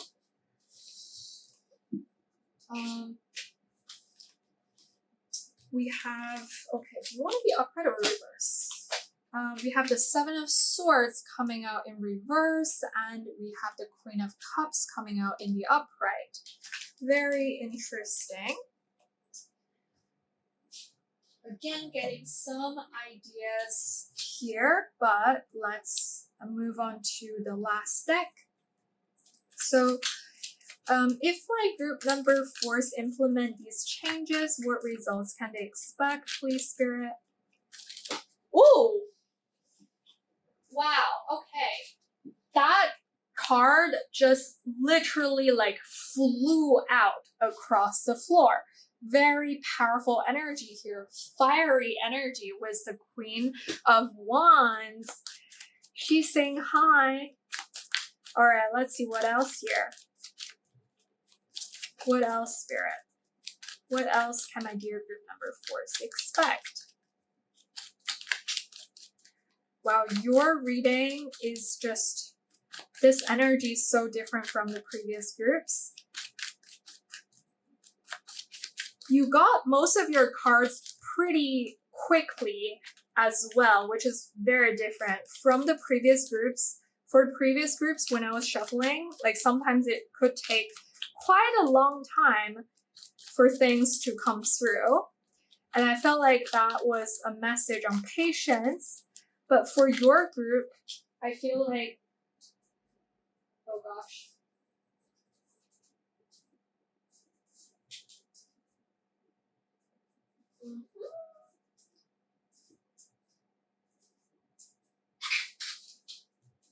I feel like this is quite a different energy here. And we have the Six of Cups. The card almost got stuck to the ground when it dropped, and I had difficulty picking it up. It's like it didn't want to come up almost. And that was quite interesting as well. There was like a stubbornness. There was like a fiery, like stubborn kind of energy. So I don't know, perhaps I want to say maybe some of you are fire signs or fixed signs. Yeah, we did have that message in the guidebook saying that the ego is the master of fire and air energies, right? So yeah, like fire signs, air signs could be significant, and especially the fixed signs. So Aquarius and Leo. If you are a fellow Leo, hello. All right, let's dive in. So first off, blockages. With the Tower card here, so let me tune in and see. With the Tower card here, is this a past energy or a future energy? I feel like it's a past energy. I was getting a tingling sensation when I was asking. I do think that for a lot of you, this is a past energy. So this Tower moment has already happened. For those of you who are not as familiar with the term Tower moment, it usually just refers to moments in our lives that are very unexpected, and essentially like having the rug being pulled out from underneath our feet. And if you look at the imagery of the Tower card here, it looks quite scary with these two people kind of jumping out from the tower, and the tower itself being like on fire, and there's lightning, and yeah, like the whole scene looks pretty dark. So like it could be a dark moment for the soul. And usually, but at the same time, the Tower moments are the moments that when we look back, those are usually the moments when we potentially can learn the most lessons and get the most growth. So I do feel like for a lot of you, perhaps this Tower moment has already happened. If recently something really, really big and unexpected has happened for you, that could have been a Tower moment. And it is likely something that you obviously did not see coming, and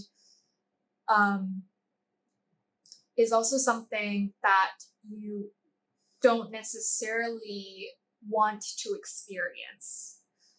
So if you've had that experience, then yeah, that's probably your Tower moment. The Tower coupled with the Chariot in reverse and the Hierophant in reverse, I see that there was like a really significant blockage in a situation in your life. Something was, it's almost like a car screeching to a halt. Like, I'm hearing an accident. Like there could have been an accident for some of you. Or, okay, so let me give some examples perhaps to kind of explain this a little bit better. With the Tower and the Chariot and the Hierophant, what I'm seeing here is that you were really kind of caught off guard by something. And it is likely that, and I do think that this is the case for a lot of you, like you might not have healed from the Tower moment. You might have, as you're listening to this reading, as you watch this video right now, you might still be in shock you might still be in denial, you might still be in disbelief. Because this is something that's so unimaginable for you. Like, I see someone who was, say, like working a job like that they really love, where they get along really well with the colleagues and the boss, where they might even be expecting to receive a promotion this year, and they might have been promised a promotion or a raise. And then all of a sudden, the boss says, come into my office today. And then this person thought that they were getting that promotion or a raise, and they went. And then the boss was like, hey, sorry, you're being let go from the firm. And this is a final decision. It's not up for dispute. Like, you need to pack your stuff and leave. And I am sorry if that's the situation for some of you, because literally, like, I have experienced something essentially pretty similar to that. And that's why I like thought of that when I saw these cards. But essentially, that's the energy that I'm getting here. And I do feel like this tower moment probably involved some form of institution, some form of system that you had a lot of hopes in falling away, because we have the Hierophant in reverse. It's like a traditional path, like, or something that you've been following for a long time, something that you've put your faith in for a very long time, and you thought that it was going to lead you to a great place with this Chariot, but then all of a sudden, like, these things were turned upside down. Your world was turned upside down. And the Tower does refer to those moments when we feel like our worlds are being turned upside down by these unexpected events. And usually, 9 out of 10 times, they're quite unpleasant as well. And I am really sorry that this might have happened to a lot of you, my dear group number 4s. It is a difficult energy, I'm not gonna lie. And for these cards to be here showing up as the blockage to your manifestation, I do think that for a lot of you, I don't know if you're trying to get what you have lost back into your life. But if that's the case, I have to say that the Tower moment happens because something in our life is built on shaky grounds, and it's not meant to stay. The Tower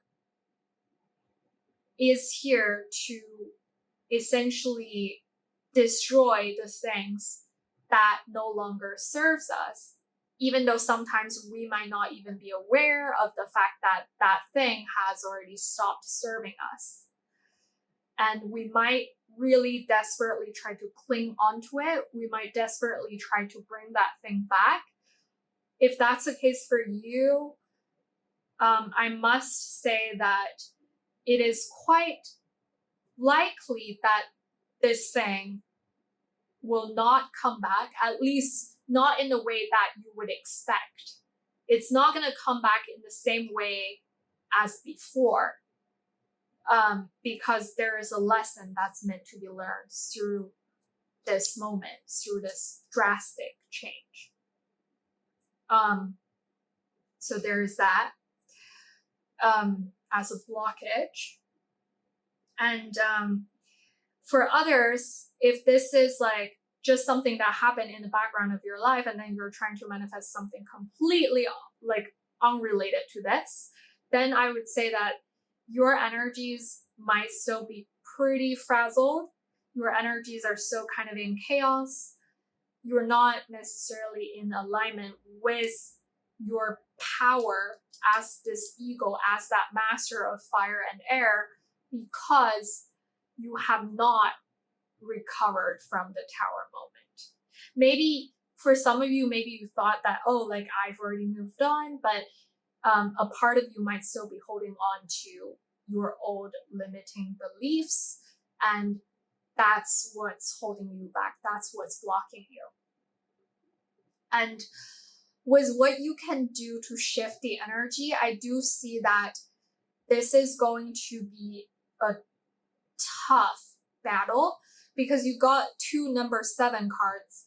Again, with number 7, within tarot, I really interpret number 7 cards as overcoming some sort of challenge. Like when you think about 7 of Wands, this is someone fighting off opposition force that's essentially outnumbering them, that's overwhelming them. And then with the 7 of Swords, this is someone like trying to get away from something discreetly, trying to get away from something in secret, trying to hide something or being sneaky about something. It's like 7, like the 7 cards in minor arcana, they're kind of always representing a more like challenging energy. So with the 7 of Wands here, I see that Spirit is affirming that you need to hold your ground. You just need to fight these things off. Like there are certain things that you need to fight against, and you are a warrior. You are really brave. You have a lot of power. You have a lot of potential. And this is a period of time that I can see is quite challenging. And however, the only way out is through for you, my dear group number 4s. I really see that you need to keep on fighting with the 7 of Wands. It's almost like Spirit is saying that now it's the time for you to embrace a little bit of your stubbornness, because a lot of times we don't necessarily think about someone being stubborn as a compliment, but here I kind of see that as you being resilient. Yeah, that's probably a better word to use, like you being resilient, you not backing down from a fight, you holding your ground and being really, really brave. But I also see that on top of that, you're also being called to be honest with yourself. Perhaps you've thought about taking an easy way out, but with the 7 of Swords in reverse here, I see that you need to like come clean about something. You need to shed light on some more shadowy side of yourself.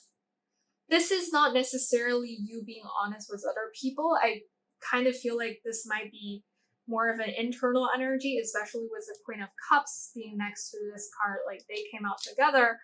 The Queen of Cups, if you're familiar with the traditional Rider-Waite deck, then you would know that on that Queen of Cups card, there's actually a lid on the cup. And I do think that's a quite significant symbol, because the Queen of Cups is someone who's very self-compassionate, like who has a lot of self-compassion, who knows how to take care of herself, who's essentially very in tune with her own emotions, her own energies, and she knows that she needs to fill her own cup first before she shares her energy, she shares her emotions with other people. So I do see that there's an emphasis on you working on yourselves, my dear group number 4s. You being honest with yourselves, you getting out of the mental prison that you've constructed for yourselves, and you being resilient in this fight that you need to keep on fighting. And then in terms of the results that you can get, that you can expect if you are to implement these changes, well, with the Queen of Wands, we have someone who's incredibly attractive, who is incredibly confident and radiant. I do see that you are going to be stepping into your light.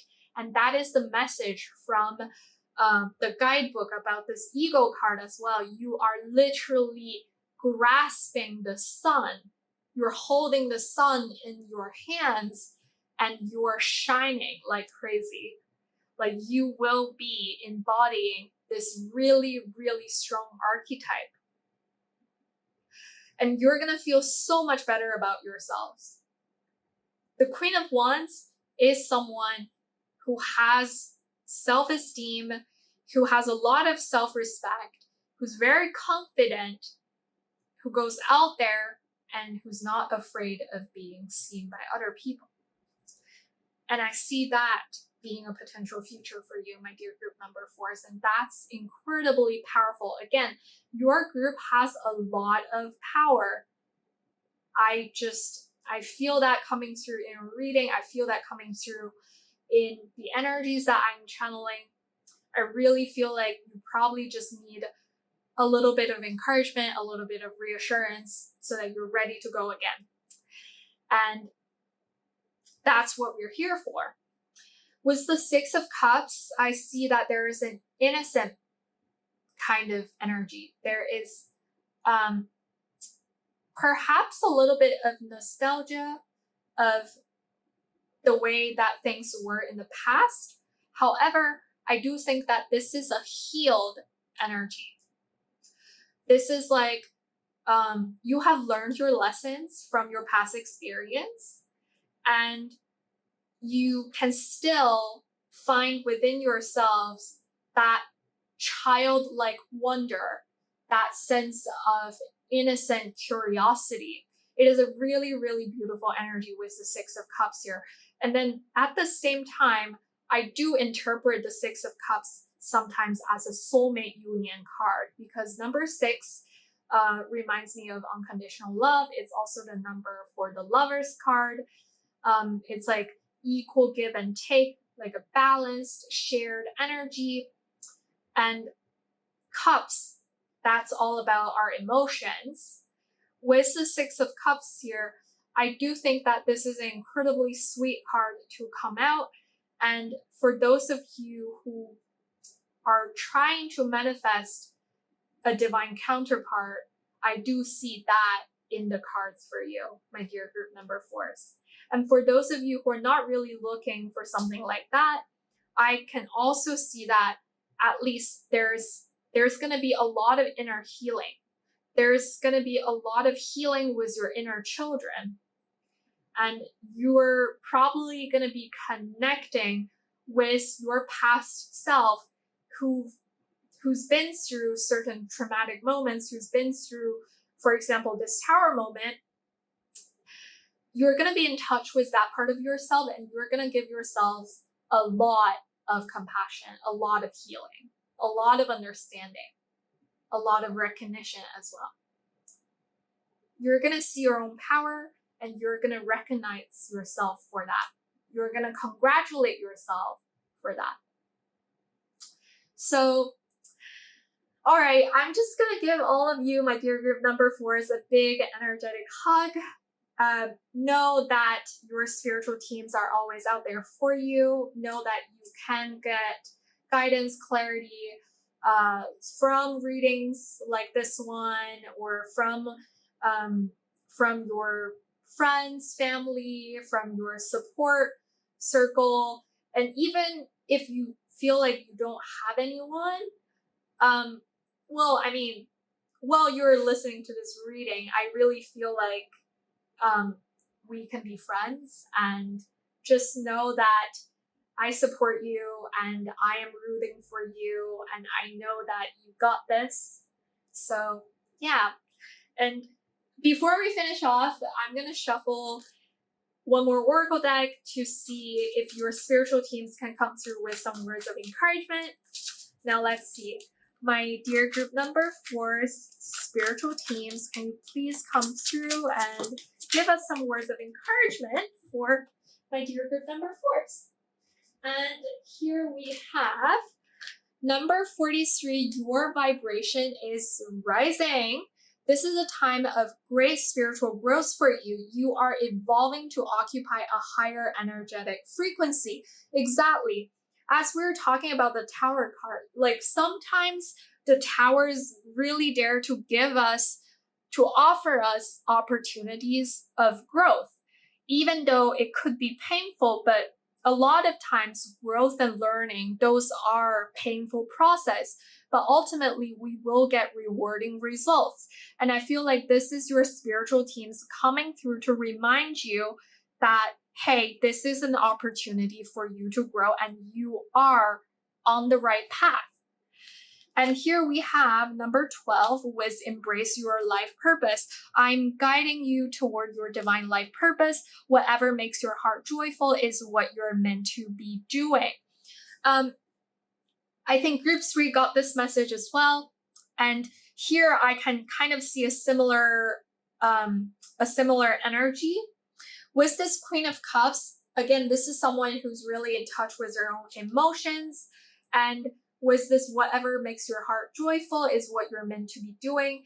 I do think that spirit is reminding you to follow your heart's desire, to follow what makes you happy. And that's going to ultimately lead you to the most aligned path for you. And let's get one more, please, spirit. Oh, and for some of you, I do see that perhaps you have an animal spirit guide with this cat here. And also the butterfly could be a symbol that's important. That could be a sign that your spiritual teams are coming through to communicate with you. So if you see, say, a cat on the street, or if you see a butterfly on the street, in a garden, then those could be symbols and signs that your spiritual teams are close by and watching over you. I didn't get this message for group 3, but for you guys, I'm getting this. So yeah, interesting. Oops. Okay, and then we have, I think we have another card that dropped onto the floor. Let's see. All right, we have 2 cards coming out together. We've got number 32. Oh, for some reason, I feel like 32 might be a significant age. For some of you, the way forward is open. You're not trapped. Possibilities and opportunities abound. I will guide you to personal and spiritual freedom. And we have number 17. It's time to play. You're working too hard and worrying about everything. Seek out joyous experiences to bring balance into your life. Yeah, like, again, I feel like these messages are really caring and really, really encouraging. And that's exactly what we are aiming to do here. So for those of you who are feeling a little bit trapped by your current situation, because I can see that for a lot of you, it's quite difficult. I see that spirit is coming through to affirm to you that the way forward is open. This difficult period will ultimately pass. Everything has a beginning, a middle, and an end. So just remember that when you are going through a challenging period of time, sometimes we do tend to forget that challenges will be over. Everything has an end. Nothing is permanent on this earth. Everything is ultimately fleeting. So, and a couple years down the line, or even a couple months down the line, when you look back, you might be able to laugh at yourself. You might be able to, well, not laugh at yourself. That's not the right way to put it. I mean, like, you might look back and you might laugh at the situation. And you might recognize that, oh, like I was so like trapped in my situation that I didn't even realize that there are so many possibilities, and now I'm here. And it's time to play here. I do see that spirit is saying that if you've been worrying a lot, if you've been really anxious, do something that makes you happy. Follow things that make you happy. That's very, very important. That leads you to the right place. That helps you preserve your energy. That helps raise your vibrations so that you can attract better, greater things into your life. And with the number 17 here, this reminds me of the Star card within tarot. And that's exactly the card that comes after the Tower, that represents renewed hope after a disaster, after destruction. It represents healing. It represents a wish coming true. And I do think that your wishes will come true for you, my dear group number 4s. So with that, I believe those are all the messages that I have for you today, my dear group number 4s. Sending you a lot of love, a lot of support. Thank you so much for being here, for watching the video, for listening to the reading, and most importantly, for sharing your powerful energies with me. It has been an incredible honor having been able to channel all of these messages for you, my dear group number 4s. I do hope that the reading turned out to be somewhat helpful for you in some way, shape, or form. If it did resonate for you, please don't forget to leave me a thumbs up, subscribe to the channel so that you'll never miss a reading that I upload in the future. I do upload pretty frequently. I've been uploading every other day, like 3 times a week. And if you do feel comfortable sharing, please do leave a comment down below. I would love to see your comments and see how things resonated for you. Also, if you have any additional reading topics that you would love to see more of on this channel, please don't forget to leave your suggestions down below in the comment section as well. I'm sending you a lot of love, a lot of well wishes. I wish you the best and most fantastic life journey. As always, thank you, and I hope to catch you again very soon in the next reading. Bye bye!